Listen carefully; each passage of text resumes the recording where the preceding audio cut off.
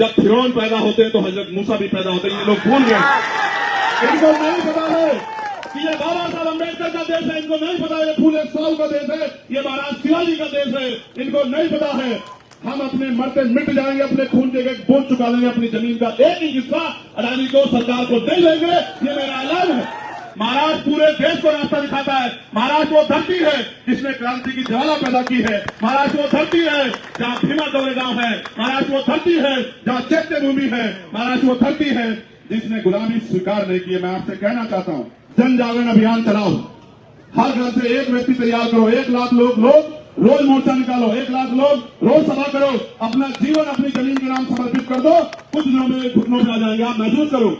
और धारावी के लोगों को धारावी से कोई निकाल नहीं सकता। अडानी नहीं, अडानी का कोई और।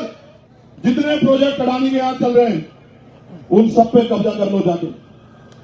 वो हमारी जमीन छीनेंगे, हम उनकी जमीन नहीं छोड़ेंगे। सरकार से डरते ना, जेल से डरते ना, मुकदमों डरते। मैं तो इंतजार कर रहा हूं कि कब मुझे मुंबई की जेल देखने को मिले।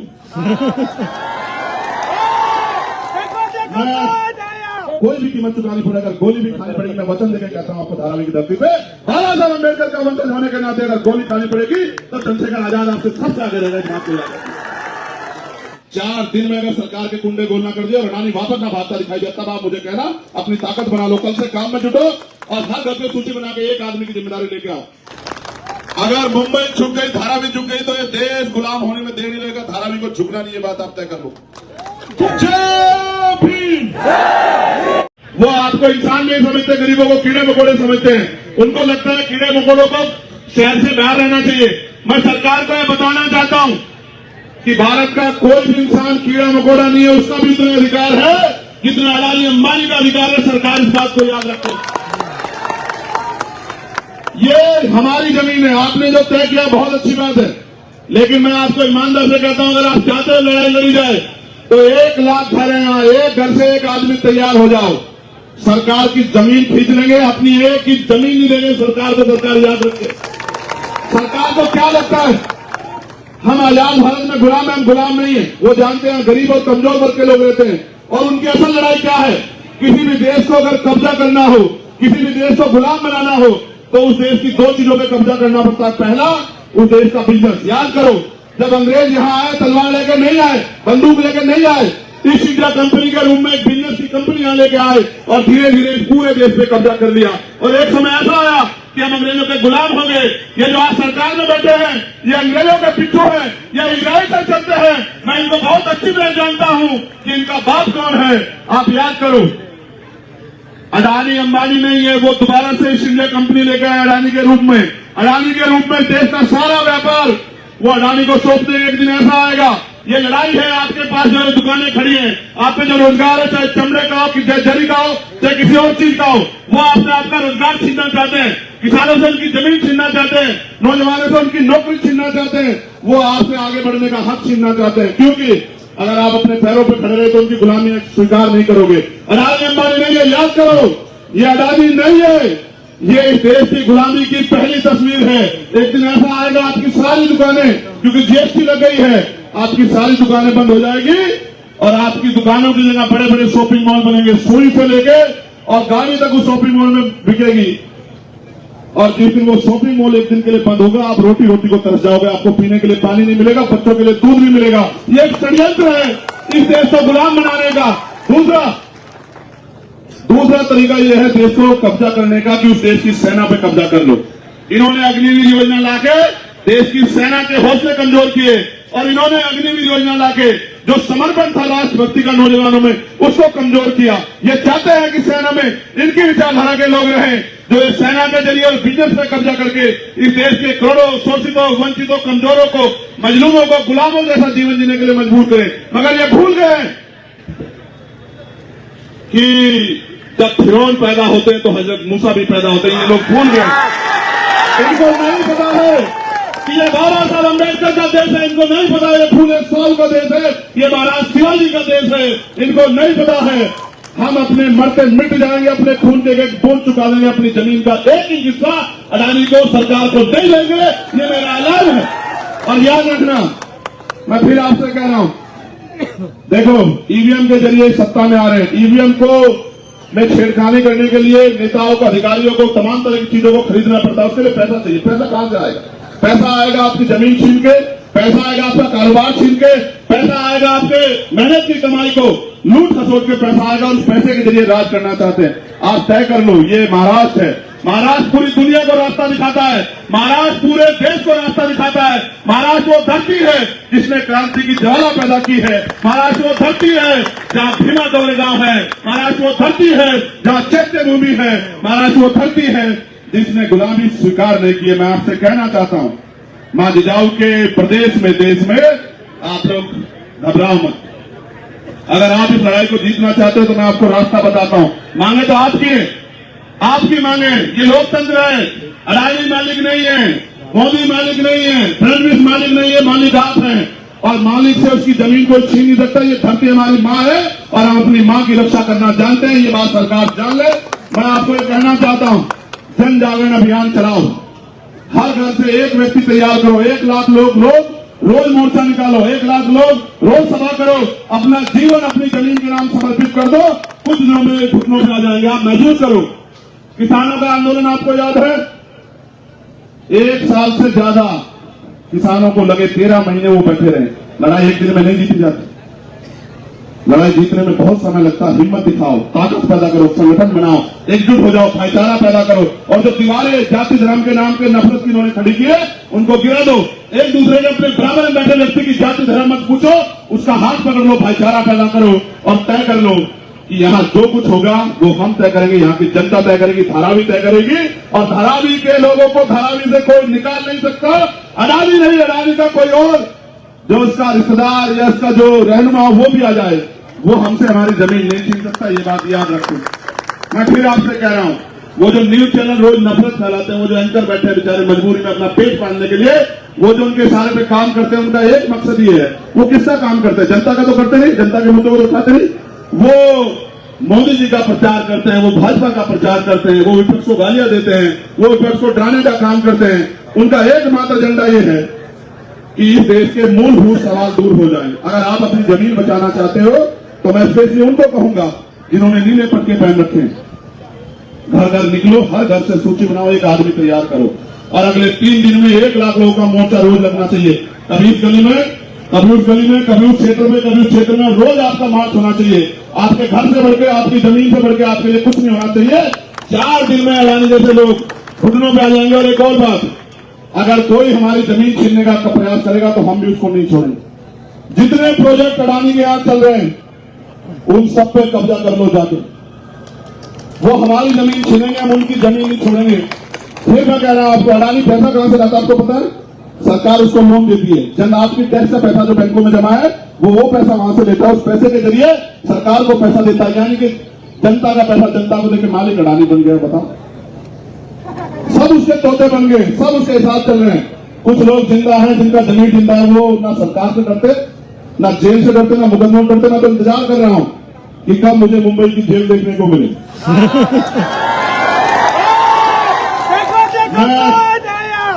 देश शेर में जानवर होगा, उसमें भी इंसानियत नहीं होती है। सुनो, हम 4 साल से ज्यादा जेल में रहे और 2 बार दिल्ली की जो सबसे बड़ी जेल है एशिया की, तिहाड़, उससे भी मास्टर डिग्री करके आए। हमारा एक ही धर्म है कि हमें इंसानों की हिफाजत करनी है, उनके अधिकारों की हिफाजत करनी है, उनकी जिंदगी में बदलाव लाना है। और जो नेता सीबीआई इनकम टैक्स से नहीं डरता, उसमें गोली चलती है। मुझे 4 गोली मेरे ऊपर चलाई, मेरे जख्म अभी हरे। इनकी गोलियों से मरने वाला नहीं, क्योंकि आप बहुत सारे लोगों की दुआएं, प्रार्थना, आशीर्वाद, माओ बहने का मेरे साथ है। और अपने मरने से पहले मैं लाखों लोग इस देश में ऐसे तैयार करके जाऊंगा जो शहीद आजम सरदार भगत सिंह को अपना नेता मानते होंगे, शहीद उधम सिंह को अपना नेता मानते होंगे, अशफाकुल्ला खां को अपना नेता मानते होंगे, वीर अब्दुल हमीद को अपना नेता मानते होंगे।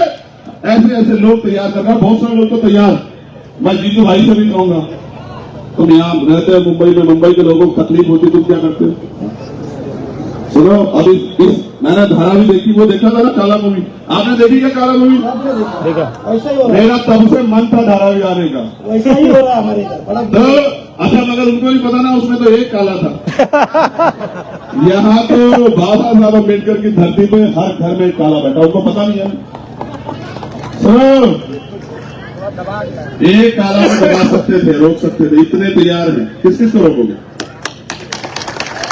अच्छा हुआ वो पहले मूवी पहले आ गई कि हमें पता लग गया कि आप क्या करने वाले हो, किस हद तक जा सकते हो, ये भी याद रखो। वो मूवी आपके उदाहरण है और आपको लड़ना कैसे ये भी जान लो। ये लोकतंत्र है, आपके पास वोट की ताकत है। आप चाहो तो अडानी के जो मालिक है उनको भी जमीन चटा दो, उनको भी जमीन चटा दो, आपके पास वोट की ताकत है। ठीक है, डरना बंद करो, घबराना बंद करो। हक के लिए ये अधिकार जो आज हम मोर्चा लगा रहे कौन देता है?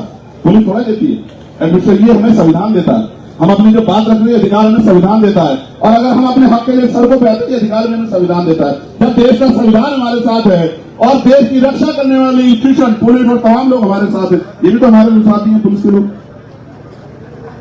इनको भी नहीं पता ना कब ये लोग प्राइवेट हो जाएंगे,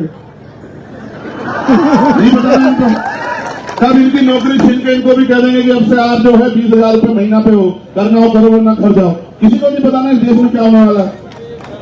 मैं कह रहा हूं सब खतरे में है, हिंदू ना खतरे, मुसलमान ना खतरे में, ये देश खतरे में आ गया आज।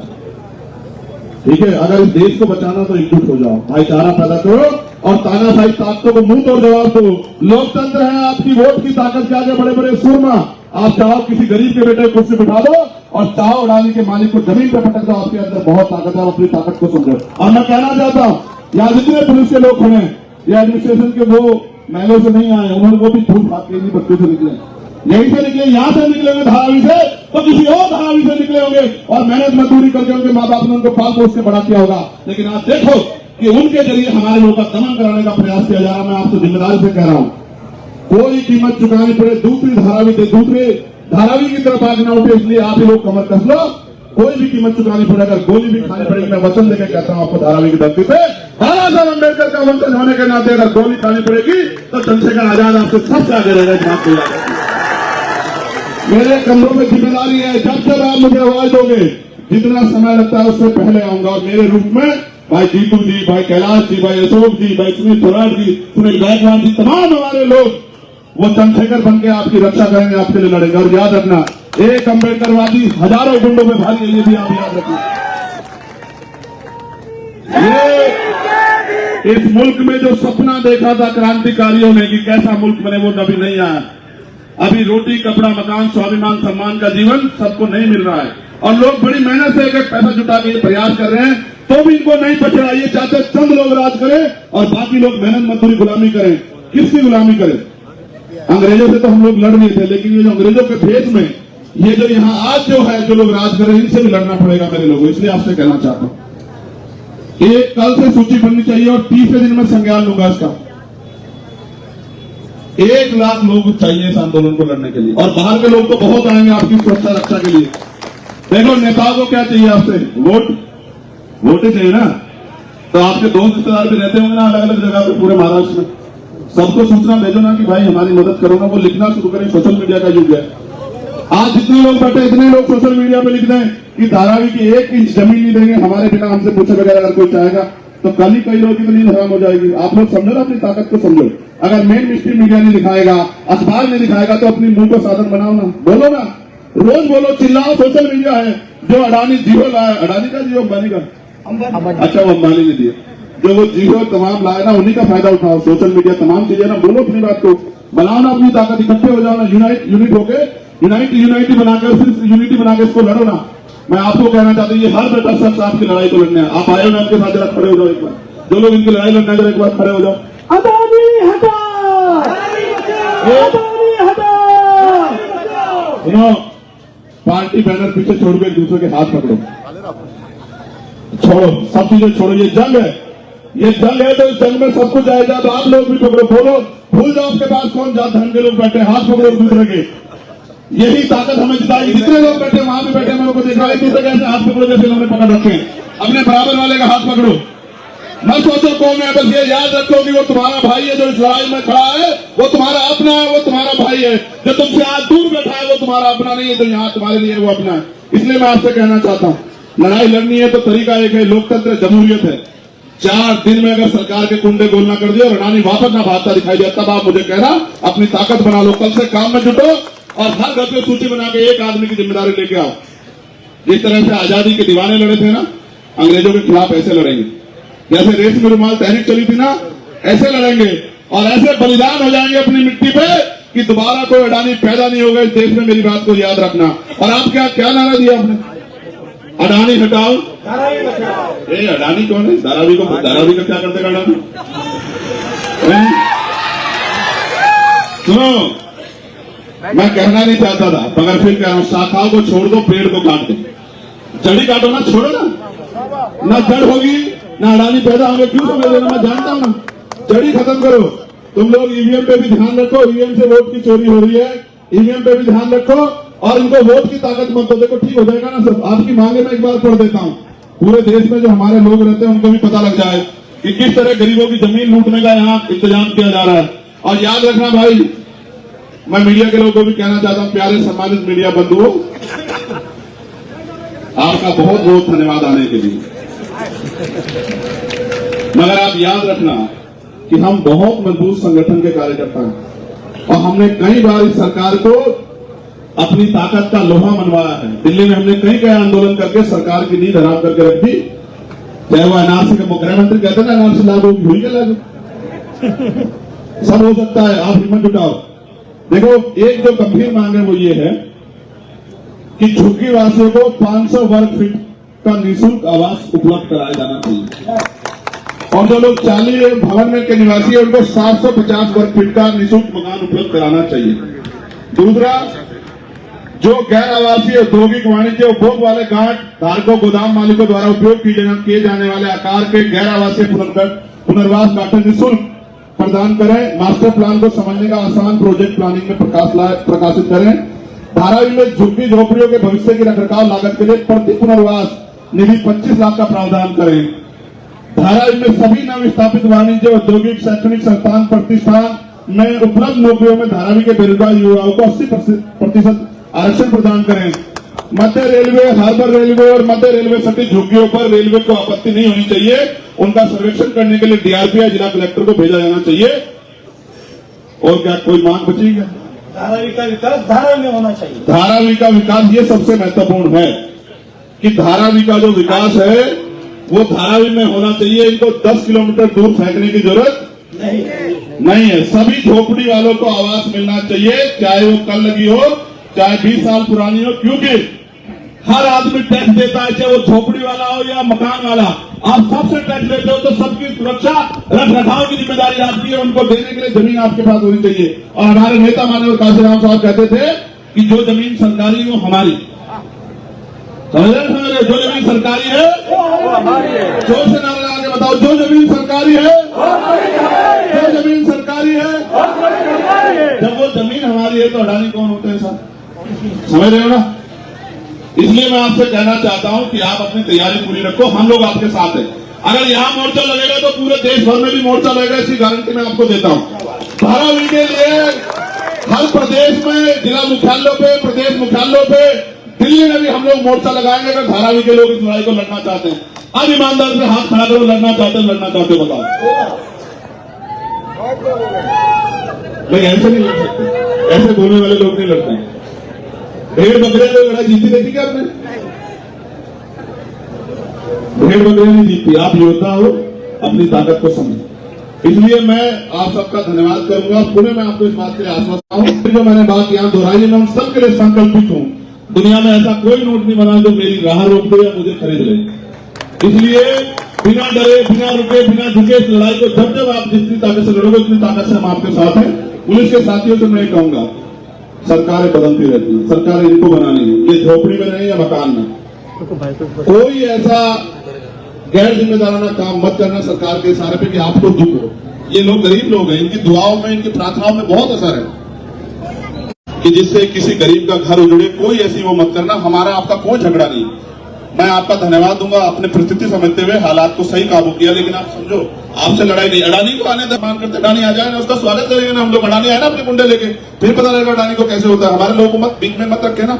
अडानी आए कि मैं जमीन को छीनना चाहता हूं तो आओ ना, स्वागत है। और आज आ जाते हम भी आ रखे, देख लेते आप में कितना दम। इसलिए आपसे कह रहा हूं, अगर मुंबई झुक गई, धारावी झुक गई तो ये देश गुलाम होने में देर नहीं लगेगा। धारावी को झुकना नहीं, ये बात आप तय कर लो।